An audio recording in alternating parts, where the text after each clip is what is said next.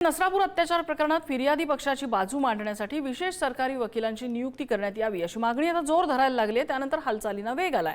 पुणे ग्रामीण पोलीस अधीक्षक संदीप सिंह गिल यांनी या संदर्भात प्रस्ताव राज्याच्या विधी आणि न्याय विभागाकडे पाठवलाय। यामध्ये 3 वकिलांची नावे पोलिसांनी सुचवली आहेत। त्यापैकी एकाची नियुक्ती या प्रकरणात करण्यात येईल अशी माहिती आहे। नसरापूर प्रकरणानंतर संपूर्ण राज्यात संतापाची लाट आहे आणि हे प्रकरण फास्ट ट्रॅक कोर्टात चालावं आणि त्या मुलीला योग्य तो न्याय मिळवून द्यावा अशी मागणी सर्व स्तरातून होतीये। अशा वेळेला विशेष सरकारी वकिलांची नियुक्ती केली जायची ही मागणी आता पुढे आलेली आहे, ज्या संदर्भात पुणे पोलिसांनी काही नावं सुचवलेली आहेत आणि राज्य सरकारकडे पाठवलेली आहेत।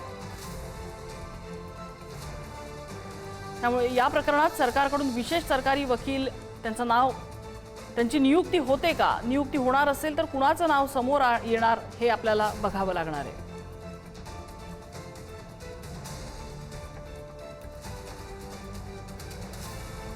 नसरापूर प्रकरणामध्ये एका वृद्ध व्यक्तीने एका लहान मुलीवरती अत्याचार करून तिची हत्या केलेली होती आणि या संपूर्ण प्रकरणानंतर संतापाची लाट उसळलेली होती। पीडितेच्या कुटुंबियांनी तिचा मृतदेह घेत पुण्यामध्ये रास्ता रोको केलेला होता आणि या सगळ्या प्रकरणानंतर आता या पीडितेला न्याय मिळावा यासाठी सर्व स्तरातून मागणी होतीये।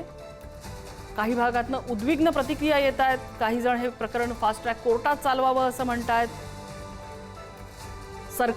विशेष सरकारी वकिलांची नियुक्ती व्हावी अशी ही मागणी आता समोर आलेली आहे। या बाबतीत आता सरकार काय निर्णय घेतं हे आपल्याला बघावं लागेल।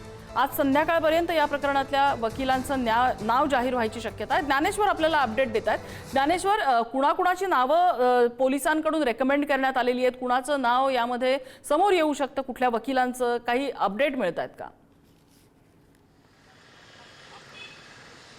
या सगळ्या प्रकरणाच्या संदर्भानं आपण बघतोय की प्रशासनाच्या पातळीवर देखील मोठ्या घडामोडी घडताना आपल्याला दिसत आहेत। यात सगळ्यात महत्त्वाचं काय तर विशेष सरकारी अधिकाऱ्यांची नियुक्ती या सगळ्या प्रकरणात होणं अत्यंत महत्त्वाचं आहे आणि याच सगळ्या प्रकरणात पुणे ग्रामीण पोलिसांनी देखील महत्त्वाची पावलं उचललेली आहेत।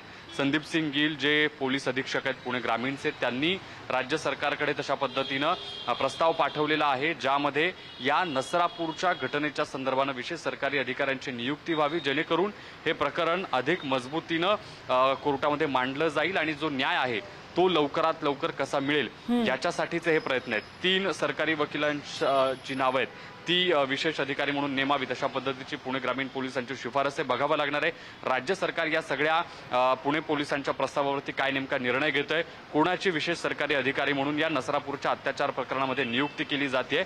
अर्थात कोर्टात जेव्हा हा सगळा विषय जाईल तिथे सुनावणीच्या दरम्यान किती ताकदीनं युक्तिवाद केला जातो त्यावर पुढची न्यायाची सगळी दिशा अवलंबून असते आणि म्हणून एक चांगला सरकारी वकील मिळावा अशा पद्धतीचा पुणे ग्रामीण पोलिसांचा देखील प्रयत्न आहे। त्याचाच प्रस्ताव तयार झालेला आहे।